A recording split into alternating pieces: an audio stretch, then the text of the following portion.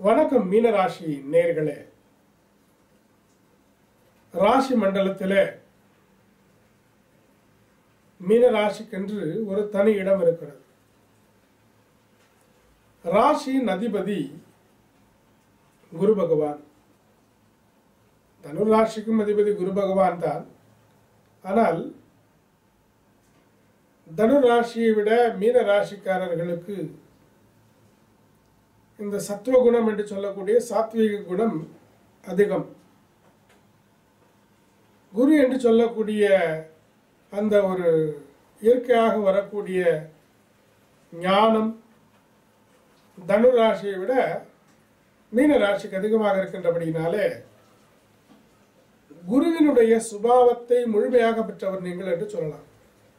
உங்களுடைய ராசிக்கு அதிபதியான குரு பகவான் தங்களுடைய ராசியிலிருந்து 5வது இடத்துல சஞ்சாரம் செய்யும் பொழுது இதனால் வரைக்கும் 4வது இடத்துல இருந்து வந்த குரு பகவான் சில வேலைகளிலே தடைகளையும் தாமதத்தையும் ஏற்படுத்தினார். எந்த வேலையும் சரியாக செயல்படவில்லையே, எந்த வேலையும் சரியாக நடக்கவில்லை என்று ஒரு ஏமாற்றம் எல்லாம் இருந்தது. உங்களுடைய திறமைகள் செயலுக்கெல்லாம் தகுந்தது மாதிரியான ஒரு பலன் கிடைக்காமல் இருந்தது. ஆனால் இந்த 5வது இடத்துல வந்திருக்கும் பொழுது எல்லா வேலைகளும் சுமூகமாக நடப்பதற்கான ஒரு வாய்ப்புகளை கொடுப்பார்.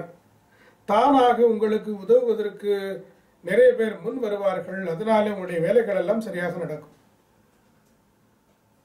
18வது தேதி ஜூன் 2014 குரு பெயர்ச்சியிலிருந்து ஜூலை 4வது தேதி வரைக்கும் குரு பகவானுடைய சொந்த நட்சத்திரத்திலேயே அவர் சஞ்சாரம் செய்வதனாலே தொழில் வருமானம் இவற்றிலே கண்டிப்பாக நல்ல முன்னேற்றம் ஏற்படும். ஆஸ்திகள் சம்பந்தப்பட்ட விஷயங்களிலே ஜெயம் கிடைக்கும். எதிர்பார்த்த நல்ல பலன்கள் எல்லாம் தாமதம் இல்லாமல் நடத்தி கொடுப்பார். உங்களுக்கு கீழே வேலை பார்ப்பவர்கள் எல்லாம் உங்களுக்கு சாதகமாக வேலை செய்வார்கள். உங்களுடைய எண்ணங்களை எல்லாம் ஈடேற்றும் வகையில் அவர்களுடைய செயல்பாடு இருக்கும். கணவன் மனைவி உறவுகளிலே நல்லதொரு ஒற்றுமை ஏற்படும். படிப்பு இவற்றிலே தேர்ச்சிகள் ஏற்படும். ஞாபக சக்தி அதிகமாக இருக்கும். ஆஸ்தி சம்பந்தப்பட்ட விஷயங்கள் எல்லாம் சாதகமாக முடியும். உத்தியோகம் சம்பந்தப்பட்ட அல்லது ப்ரமோஷன்ஸ், தொழில் சம்பந்தப்பட்ட உயர்வுகள் எல்லாம் உங்களுக்கு கொடுப்பார். ஜூலை 4லிருந்து செப்டம்பர் 3வது தேதி வரைக்கும் குரு பகவான் பூசத்திலே சஞ்சாரம் செய்கிறார். அப்போது உங்களுக்கு சில செலவினங்களையும் கொடுப்பார். பொழுதுபோக்கு செலவு, வெளிநாடு பிரயாணம், உத்தியோகத்து நிமித்தம், தொழில் நிமித்தம், உடல் நலத்திற்காக சில செலவினங்களை ஏற்படுத்துவார். பிறகு தங்களுடைய தொழில் உத்தியோக வளர்ச்சியையும் கொடுப்பார். உங்களுடைய தொழில் சம்பந்தப்பட்ட விஷயங்களிலே எதிர்பாராத ஒரு உதவியும், பழைய நண்பர்கள் உங்களுக்கு உதவுவதற்கு முன் வருவார்கள். புதிய மனிதர்களுடைய தொடர்புகளும் கிடைக்கும். லாபங்கள் மேம்படும்.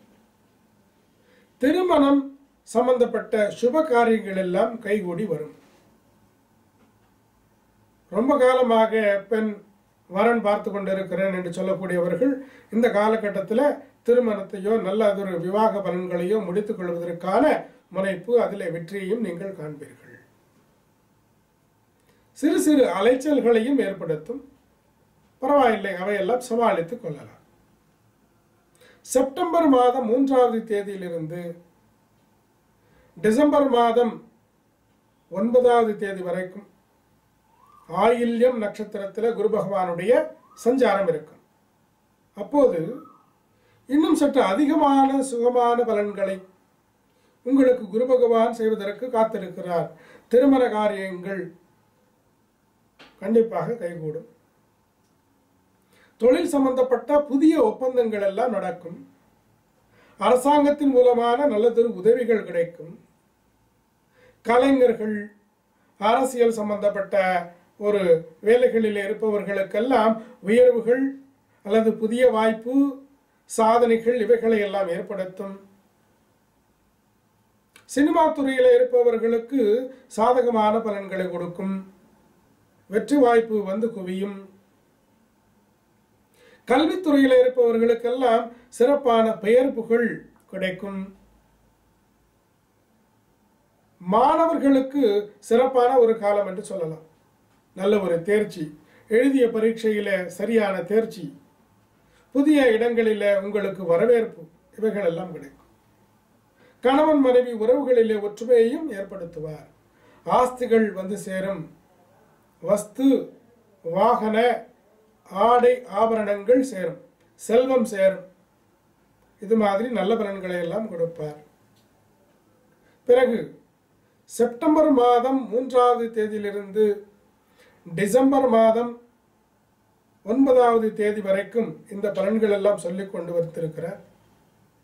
இப்போ டிசம்பர் 9லிருந்து 2015 ஏப்ரல் 9 வரைக்கும்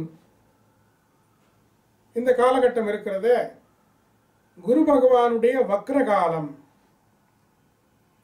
காரியங்களிலே தேக்க நிலை.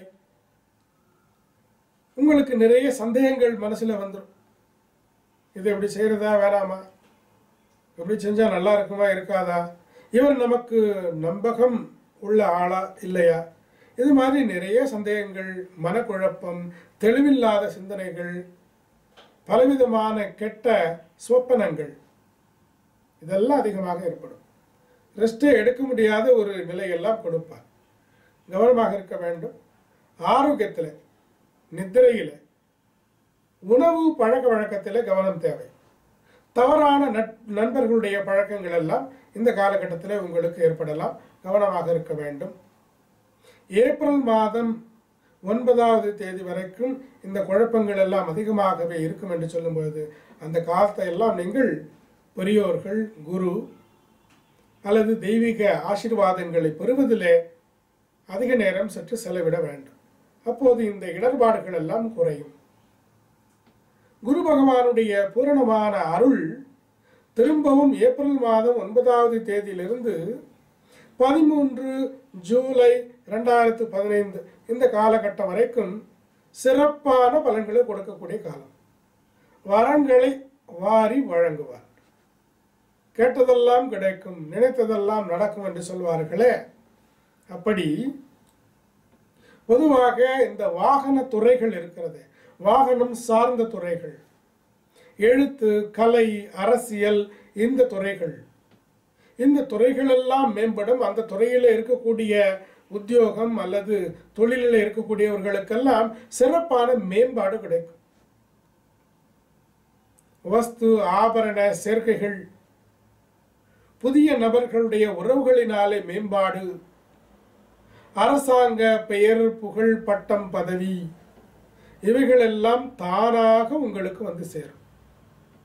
ஸோ குரு பகவான் 5வது இடத்துல இருந்து 11வது இடத்தை 7வது பார்வையாக பார்க்கிறதுனாலே உங்களுக்கு சிறப்பான யோகங்களையும் சேர்த்து கொடுக்க இருக்கிறார்.